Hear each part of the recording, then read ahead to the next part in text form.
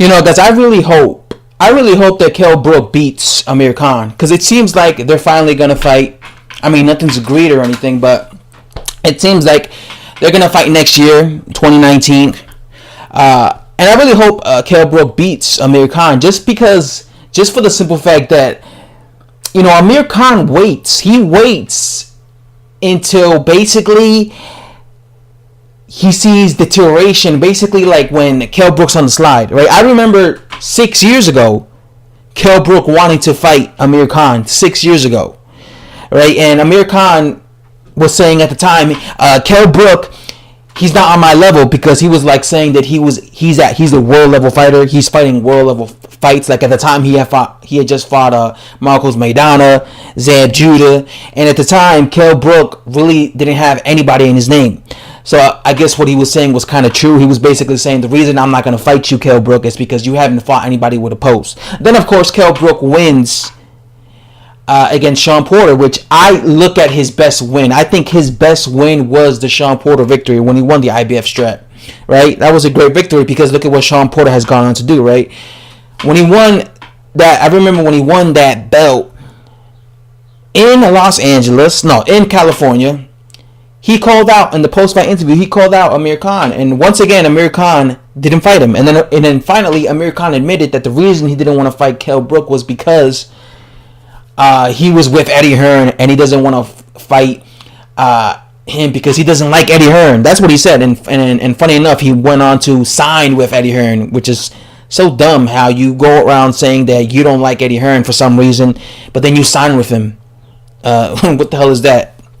Right? But during these years that have passed, Kell Brook has got beat up, got his eye socket busted up, broken, whatever, his orbital bone broken against Gennady Golovkin. Then he got his other orbital bone broken, and he got beat up against Kell Brook.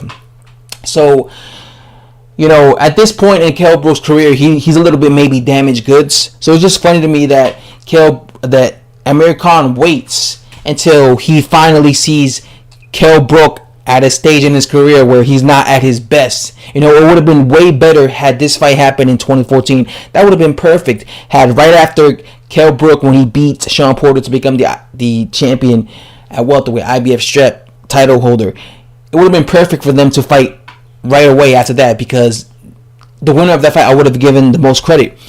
But of course, Amir Khan waited until Kell Brook is now a bit up there in terms of age, and now he's more damaged good than he was back in 2014. But again, when it comes with Amir Khan, Amir Khan has absolutely no chin.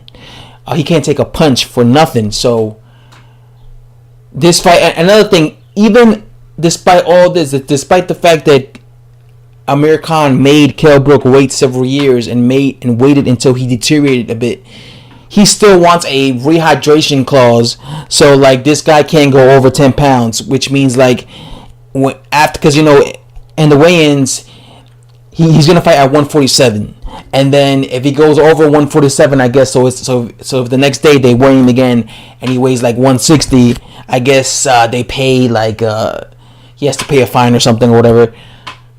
But I guess I'm not too sure about that, but when it comes to Kell Brook is a guy who's known to struggle to make 147, right? He has said in the past that he struggles to make 147. That's why he moved up to 154 pounds, right? Light middleweight, or super middleweight, because of the fact that he was training himself to get to 147. So he's making it difficult for Kell Brook. He's basically trying to get all the advantages over Kell Brook. So he's still not confident in fighting Kell Brook. But I really hope Kell Brook beats Amir Khan. I just don't like the fact that he ducked Amir Khan for several years. And also, by the way, if Kell Brook beats Amir Khan, give Errol Spence credit for beating Kell Brook, because I remember like yesterday when Errol Spence beat Kell Brook, nobody gave him credit. They were just saying that the reason Errol Spence beat Kell Brook was because Kell Brook was damaged goods because he lost to Gennady Golovkin. You know what I'm saying?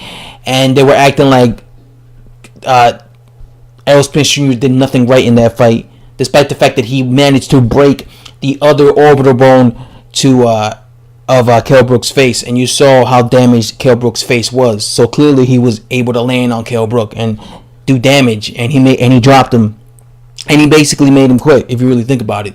But nobody wanted to give Errol Spence credit, because a lot of Kell Brook fans wanted him to beat Errol Spence Jr. They were calling Errol Spence Jr. the next Jeff Lacey. They were calling him a hype job.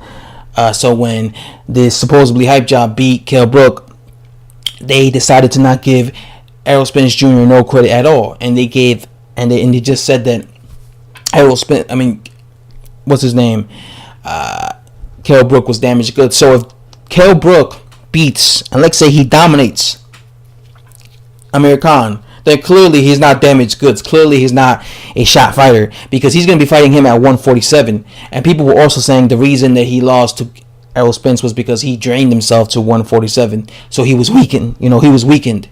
As if that was, that was Errol Spence Jr.'s problem. Like, he was the champion at 147. It's not Errol Spence Jr.'s fault that he struggles to make 147. So again, if he manages to beat Amir Khan, he just beat him at 147. So let's give Errol Spence Jr. credit for beating Kell Brook, because that means clearly Kell Brook isn't, washed up beyond belief or damaged goods as many people believe he is. Anyway, guys, that's all I have to say. I'm out.